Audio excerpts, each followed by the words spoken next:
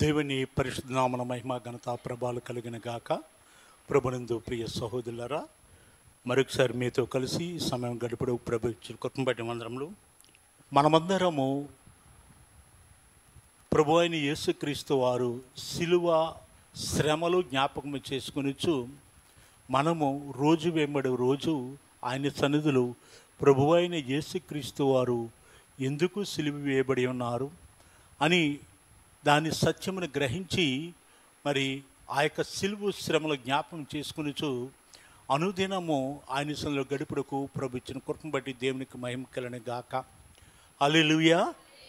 మరి సమయంలో ప్రభునందు ప్రియ సహోదరులారా, దేవుని యొక్క వాక్య భాగంలో 1 కొరింథీయులకు రాసిన పత్రిక 15వ అధ్యాయము 3వ వచనము చూసినప్పుడు ప్రభువైన యేసుక్రీస్తు వారు లేఖనముల ప్రకారము క్రీస్తు మన పాపల నిమిత్తము మృతి పొందెను అని వాక్య భాగంలో మనం చూసిన రీతిగా ఆయన మృతి పొందుట చూడగా ఎందుకు ఆయన తన ప్రాణము పెట్టవలసి వచ్చినది అన్నదానికి ఎటువంటి మరణం పొంది ఉన్నాడంటే ఆయన యొక్క శిలువ మరణము బహు విలువైనదని పరిశుద్ధ లేఖన భాగంలో మనము చూస్తున్నాం. ప్రభునందు ప్రియ సహోదరులారా, దేవుని యొక్క వాక్య భాగంలో ఎపిసోడ్ రాసిన పత్రిక 2వ అధ్యాయము 13, 14 వచనంలో మనం చూసినప్పుడు ప్రభు అయిన యేసుక్రీస్తు వారు ఆయన శిలువ మరణము విలువైనది అని మనం తెలుసుకుంటున్నాం. కనుక ఎందుకు విలువైనదనగా మనము మునుపు దూరస్తులైన మనములను సమీపస్తులుగా చేయుటకు ప్రభు అయిన యేసుక్రీస్తు ద్వారా మనమందరము క్రీస్తుకు సమీపస్తులై ఉన్నామని అపోస్తలుడైన పౌలు చెప్పుచున్నాడు. 14 వచనం చదవండి.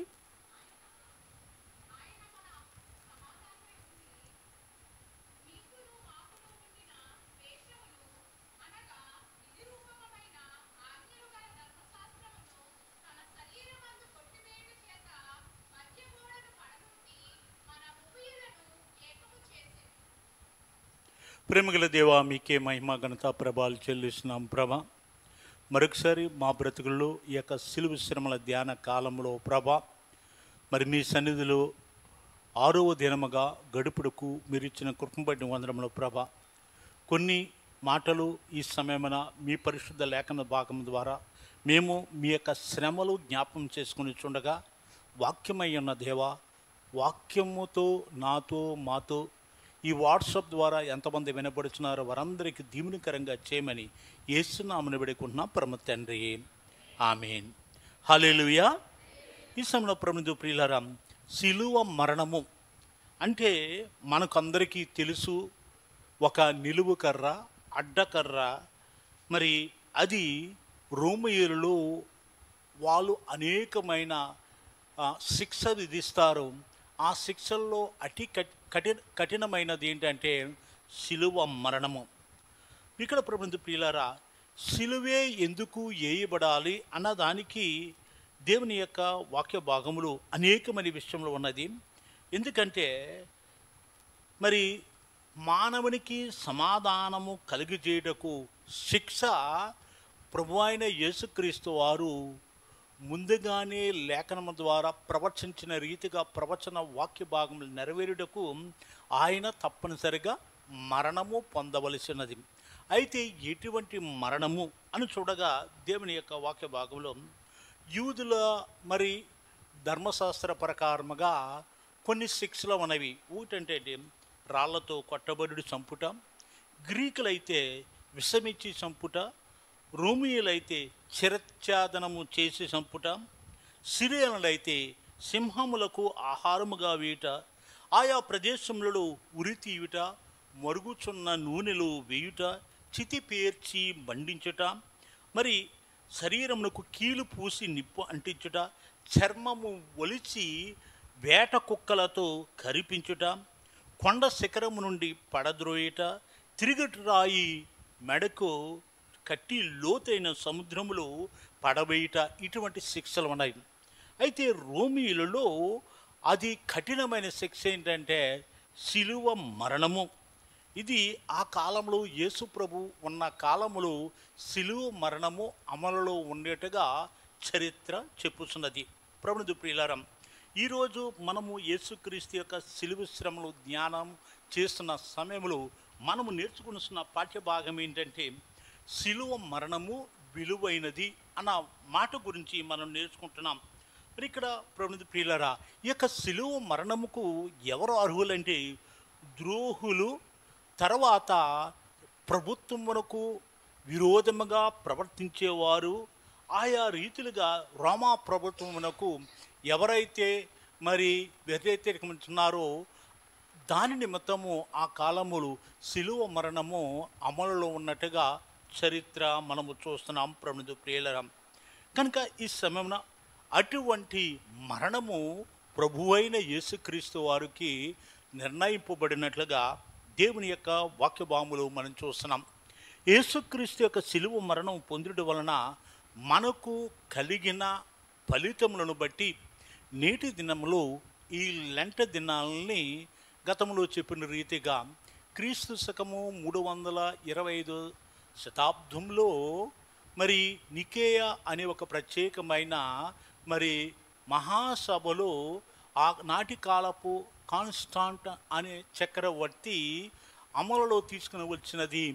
మనము 40 దినాలు ఉపవాస ప్రార్థన చేస్తూ ఈ యొక్క కాలంలో ఎక్కువగా దేవుని యొక్క వాక్యభాగములు ఉపవాసముండి ప్రార్థన చేయుట, ఈ ఉపవాస ప్రార్థనలు క్రీస్తు శ్రమలను జ్ఞాపకం చేసుకొనిచు ఒక్కొక్క దినము మన పాపములను, మన అతిక్రమములను, మన దోషములు కొనిచు ఆయన సందులో ప్రార్థన చేయటం ఎంతో ఆశీర్వాదమని ఈ యొక్క మరి కార్యము అమలులో పెట్టినట్లుగా మనం చూస్తున్నాం.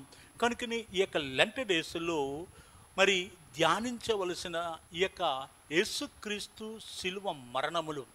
మరి సమయంలో ప్రభునందు ప్రియులారా, మొట్టమొదటిగా ఆయన యొక్క శిలువ మరణము పొందుట వలన మనకందరికీ పాపమునకు పరిహారము కలిగినట్లుగా వాక్యభాగంలో మనం చూస్తున్నాం. ఆది మానవుడు ఆదాము అవ్వ దేవుని యొక్క ఆజ్ఞను అతిక్రమించడం వలన మరి పాపమునకు చేయుటకు వారు మూలపురుషులుగా చేయబడి ఆజ్ఞాతిక్రమే పాపము. ఆ పాపం వలన వారి గర్భాన్ని పుట్టిన మనమందరము పాపమునకు మరి చేయుట వలన శిక్షకు అర్హులై ఉన్నారు. అదే మన దేశ ఆచార ప్రకారంగా జన్మ పాపము, కర్మ పాపము. పుట్టుకతోనే మనము పాపములు పుట్టిన వారు ఉన్నాం. రెండవదిగా కర్మ పాపము, అది వాడు చేసిన కార్యమునకు వాడు శిక్ష అనుభవిస్తున్నాడప్రా అని మన పూర్వీకులు అనేవారు. అయితే పరిశుద్ధ లేఖన భాగంలో మోసే ధర్మశాస్త్ర ప్రకారముగా ఎవరు ఏ పాపం చేసినారు, కంటికి కన్ను, పంటికి పన్ను, చెయ్యికి చెయ్యి, ఇటువంటి అమలులో ఉండేది. మరి రాళ్లతో కొట్టు చంపుట. మరి కొన్ని ముస్లిం దేశంలో, ముఖ్యంగా సౌదీ అరేబియా దేశంలో ఈ యొక్క కార్యములు ఇంకనూ అమలులో ఉన్నట్టుగా మనము గమనించబద్ధులమైనాం. ప్రభునందు ప్రియులారా, మరి ఈ విధముగా పాపమునకు మరి దోషులైన మానవులను ఈ యొక్క పాపమునకు పరిహారము కలగాలంటే తప్పనిసరిగా పాత నిబంధన ప్రకారముగా ఇబ్రీలు రాసిన పత్రిక 10వ అధ్యాయము 2వ వచనంలో మనం చూసినప్పుడు మరి ప్రభునందు ప్రియులారా, ఎడ్ల యొక్కయు మేకల యొక్కయు రక్తముతో పాపములను పరిహరించుట అసాధ్యము.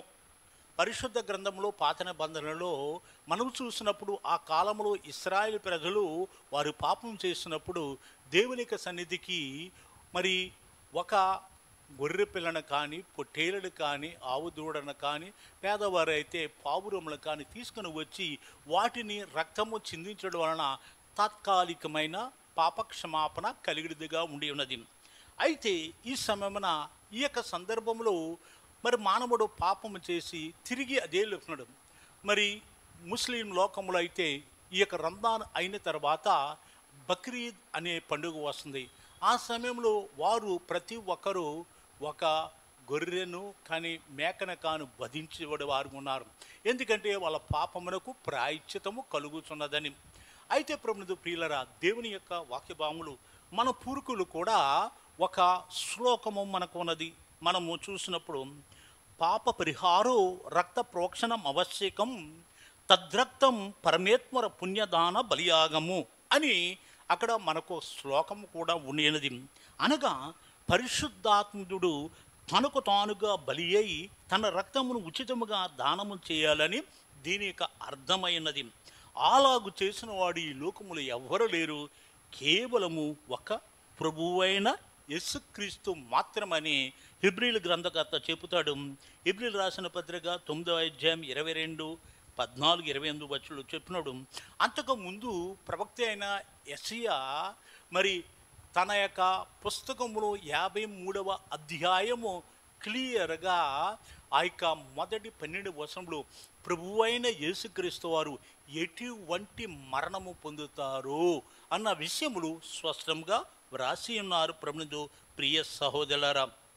అందుకని అపోస్తలుడైన పౌలు అంటాడు, మొదటి పేతురు రాసిన పత్రిక 1వ అధ్యాయము 18 నుంచి 19 వచనంలో మనం చూసినప్పుడు దేవుని యొక్క వాక్య భాగంలో ప్రభునందు ప్రియ సహోదరులారా, దేవుని యొక్క సన్నిధిలో వెండి బంగారముల వంటి క్షయమగు వస్తువుల చేత మీరు విమోచింపబడలేదు కానీ అమూల్యమైన రక్తము చేత, అనగా నిర్దోషమును నిష్కలంకమును గొర్రె పిల్ల వంటి క్రీస్తు రక్తము చేత విమోచింపబడితిరి అని అక్కడ తెలియచేసినట్లుగా వాక్య భాగం ద్వారా మనము చూస్తున్నాం.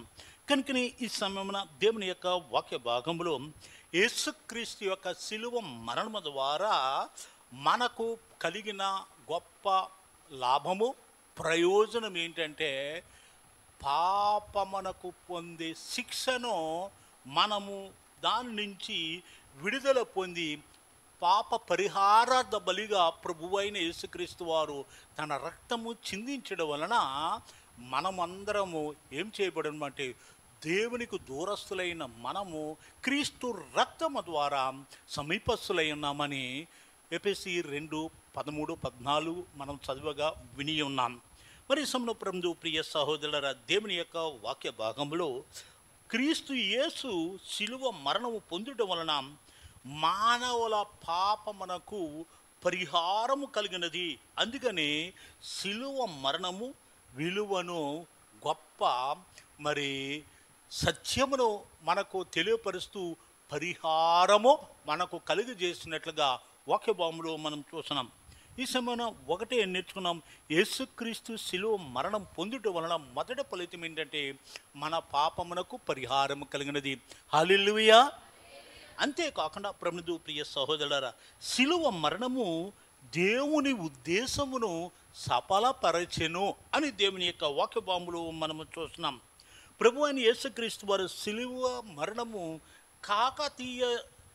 కాకతాళీయము కాదు, కానీ ఇది ప్రవచనాచారముగా, ప్రవచన ప్రకారముగా జరిగినదని దేవుని యొక్క వాక్యభావంలో మనం చూస్తున్నాం.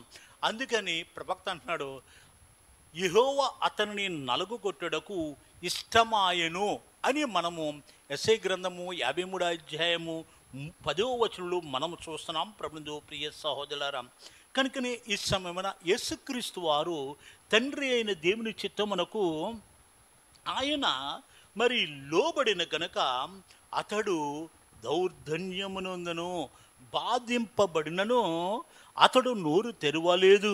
వదకు తేబడి గొర్రె పిల్లయు వచ్చి కంతరించి వాని ఎదుట గొర్రెయు మౌనముగా ఉన్నట్లు అతడు నోరు తెరవలేదు.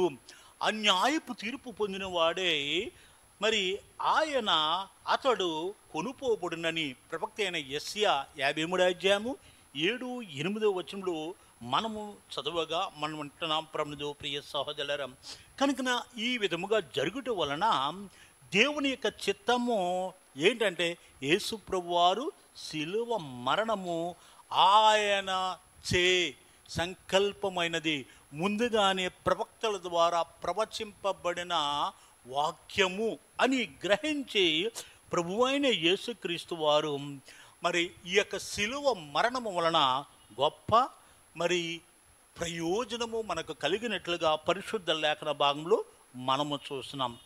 మూడవదిగా దేవుని యొక్క వాక్య భాగంలో ప్రభువు ప్రియులారా, మరి శిలువ మరణము వలన మరి దూరస్తులైన మనలను సమీపస్తులుగా చేసినట్లుగా వాక్య భాగంలో మనము చూస్తున్నాం. మన ఆదిపితరుడైన ఆదాము హవ్వలు ఆజ్ఞను అతిక్రమించిన ద్వారా మరి దేవునికి దూరస్తులై ఉన్నారు. అంతకుముందు ఆజ్ఞను అనుసరించినప్పుడు దేవునికి సమీపస్తులుగా ఉన్నప్పుడు దేవునితో నిత్యము సహవాసము, సంతోషము, ఆనందము కలిగి జీవించినట్లుగా మనము చూస్తున్నాం.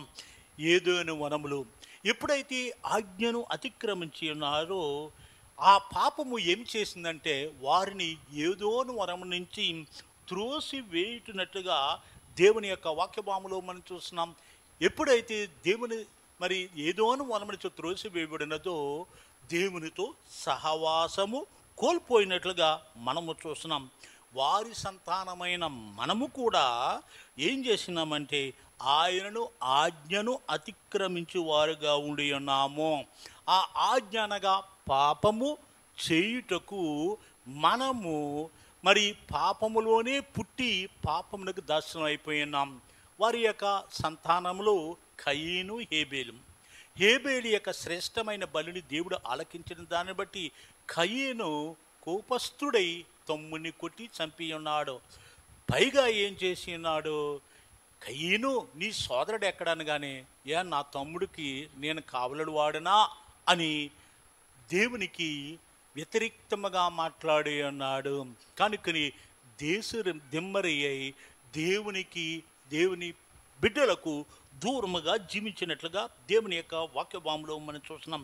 రెండవదిగా ప్రభునితో ప్రియులారా, శరీర విషయంలో అన్యజనులై ఉండి మరి దేవుని యొక్క సహవాసమునకు దూరముగా ఉన్నదాన్ని బట్టి అన్యజనులుగాను సున్నతి లేనివారుగాను ఆ కాలమందు ఇశ్రాయేలుతో సహపరులు కాక పరదేశులను వాగ్దాన నిబంధనలు లేనివారుగా పరజనులను నిరీక్షణ లేనివారును లోకమందు దేవుడు లేనివారు అయి ఉండి క్రీస్తుకు దూరస్తులై ఉంటిరని జ్ఞాపకము చేసుకునడి. మునుపు దూరస్తులైన మీరు ఇప్పుడు క్రీస్తు యేసునందు క్రీస్తు రక్తము వలన సమీపస్తులై ఉన్నారని అపోస్తలుడు పౌలు ఎఫెసీయులకు రాసిన పత్రిక 2వ అధ్యాయము 11 నుంచి 13 చెప్పిన మాటలు మనము చూడగలము. ప్రభునందు ప్రియులారా, కనుకని ఈ సమయమున మూడవదిగా శిలువ మరణం వలన మనం ఏం చేస్తున్నామంటే దూరస్తులైన మనము దేవునికి సమీపస్తులై ఉన్నాము. హల్లెలూయా. మరి సమయమున మన చుట్టుప్రక్కల వందలాది ప్రజలు ఈ మాసం చేస్తున్నారు. కేవలము కొద్ది మందికే ఆయన సన్నిధిలో కూర్చుని చేసినాం.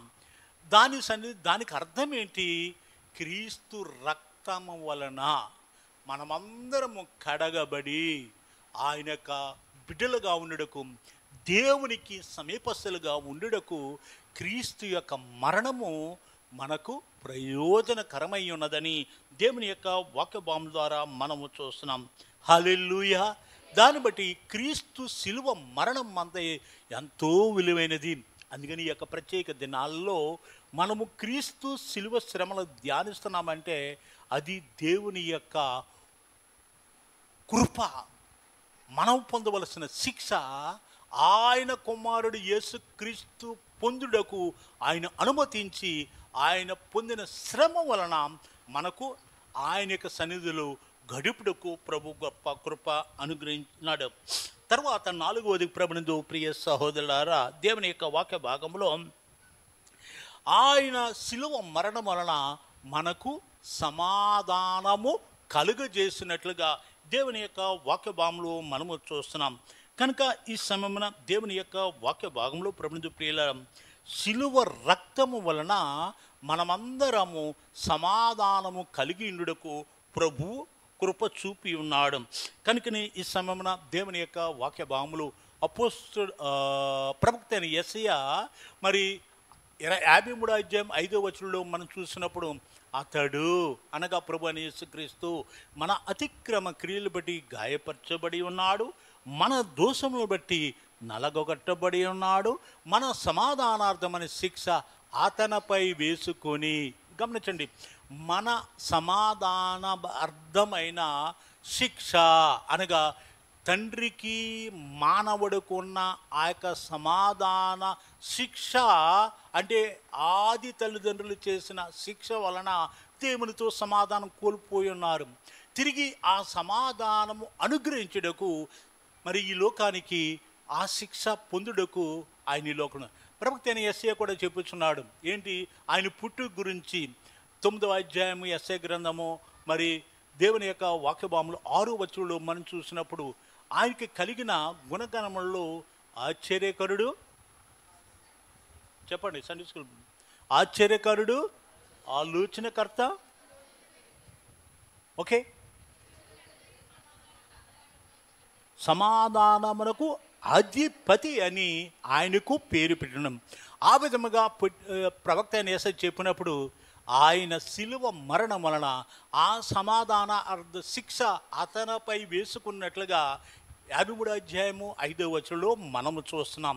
కనుకని అపోస్తుడైన మరి పౌలు అంటున్నాడు, ఎఫెసీయులకు రాసిన పత్రిక 2వ అధ్యాయంలో మనం చూసిన రీతిగా 13 నుంచి 16 వచనంలో మనం చూసినప్పుడు ప్రభునందు ప్రియ సహోదరులారా, దేవుని యొక్క వాక్య భాగములో దేవుడు మన సమాధానార్థమై ఉండి మీకును మాకును ఉండిన ద్వేషమును అనగా, చదవడమాట,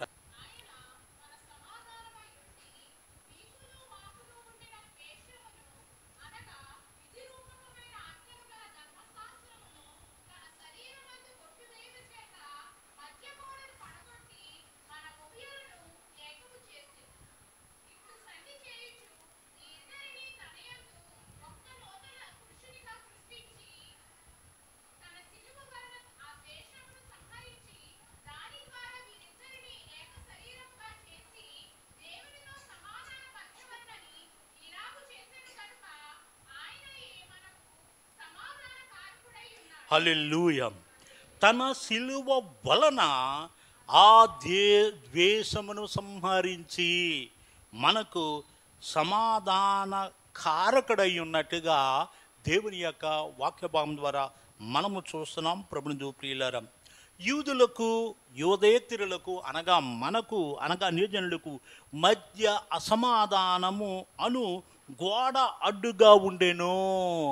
యేసుక్రీస్తు యొక్క శిలువ మరణం వలన ఆ అడ్డుగోడను యేసుక్రీస్తు ఏం చేసినారంటే శిలువ మరణము పొందుట వలన మనకు దేవుని ప్రజలుగా ఉండుటకును మరి వారిద్దరి మధ్య సమాధానము కలుగజేసి మరి ఈ సంగతి మరి అపోస్తలుడైన పౌలు పరిశుద్ధాత్మ ద్వారా బయలుపరచి అన్యులు యూదులు మనము క్రీస్తు యేసునందు ఆయన యొక్క సంతానమై ఉన్నాము అని సత్యము చెప్పుచు మన ఉభయవుల మధ్య యూదులకును అన్యులకున్న ఆ అడ్డు గోడను తీసివేయటం వలన సమాధానము కలిగి ఉన్నాం.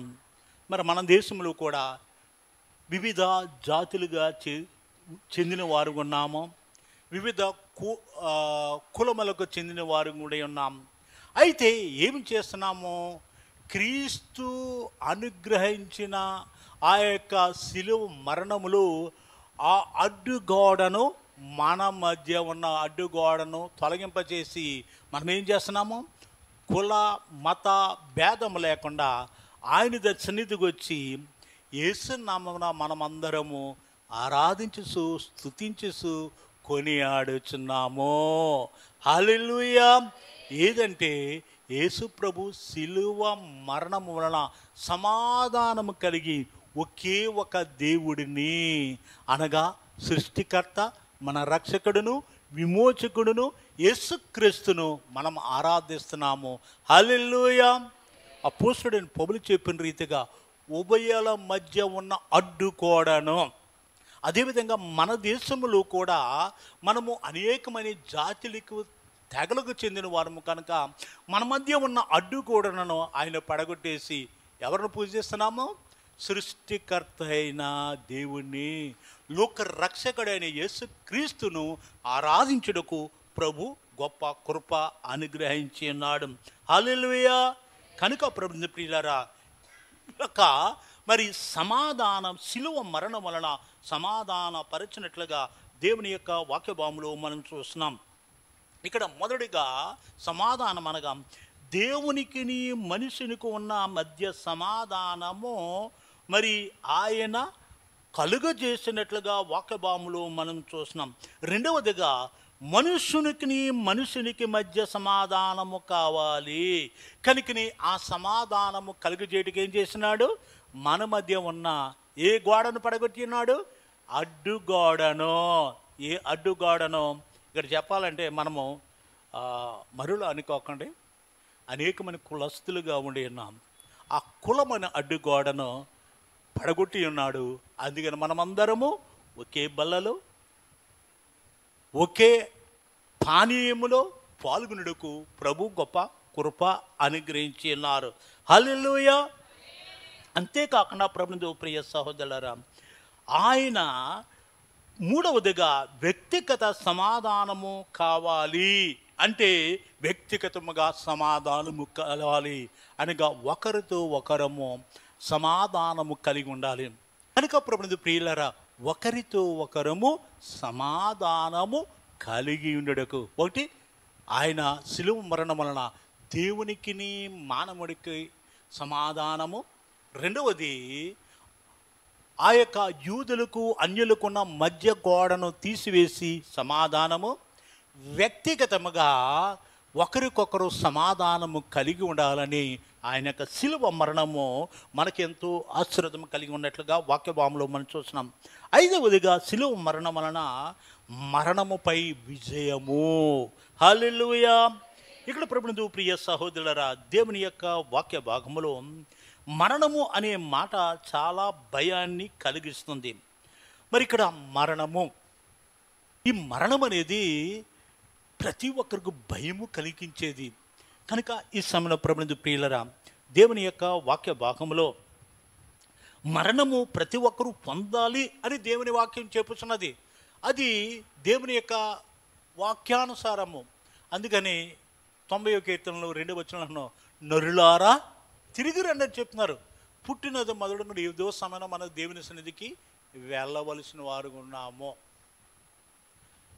ఈరోజు ఆయన గురించి కొన్ని మాటలు చెప్పడానికి పాస్టర్ గారు నాకు అవకాశం ఇచ్చినప్పుడు ఈ మాట కూడా ఉన్నాను. మరి రత్న సుందర కంటే ముందే నేను ఆయన వెళ్ళిన దారిలో వెళ్ళవలసి ఉన్నది. అయితే దేవుడు మరణమునిచ్చి నన్ను కాపాడి ఉన్నాడు ఫిబ్రవరి 14వ తేదీన అని ఒక మాట చెప్పగలిగి ఉన్నాను. ఎందుకంటే అది సత్యము కనుక ఆ మాట చెప్పి ఉన్నాం. కనుక ఈ సమయంలో దేవుని యొక్క వాక్య భావంలో 89వ కీర్తన 48వ వచనంలో మరణము చూడకుండా బ్రతుకు నరుడు ఎవడు అని చెప్పుచున్నాడు.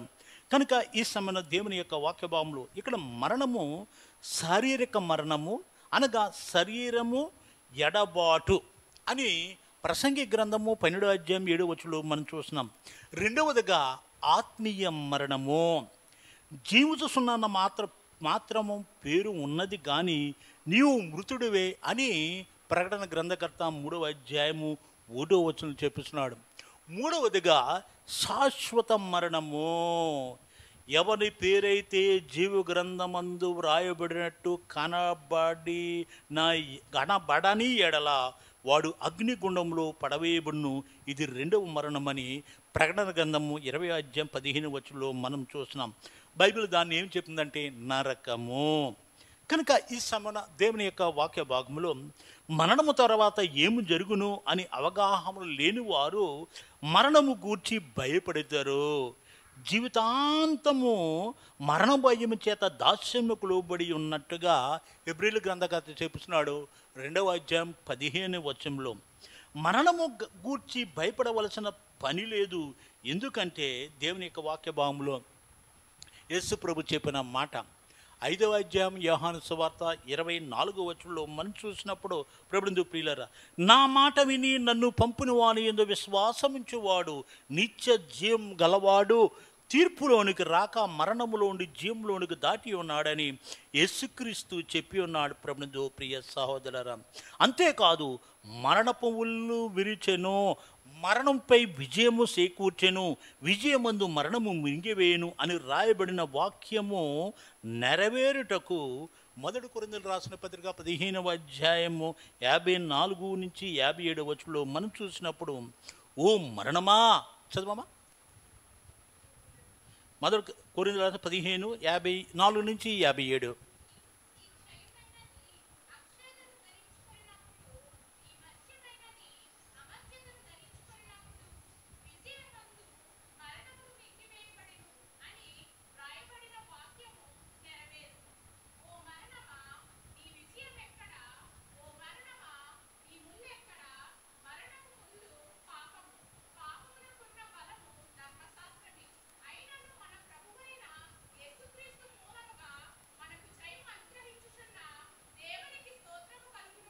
హల్లెలూయా.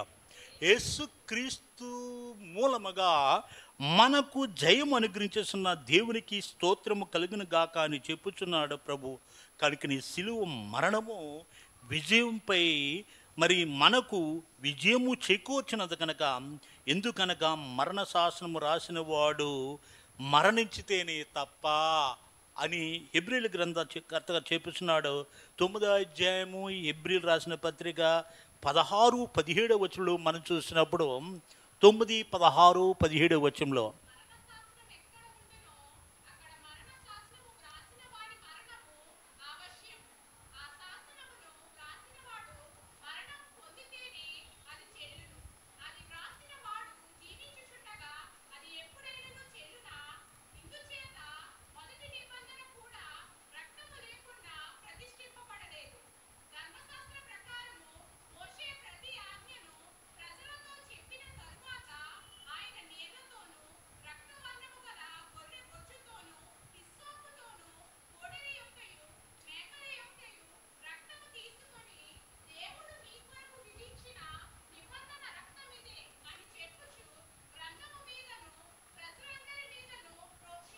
ఆమేన్, హల్లెలూయా.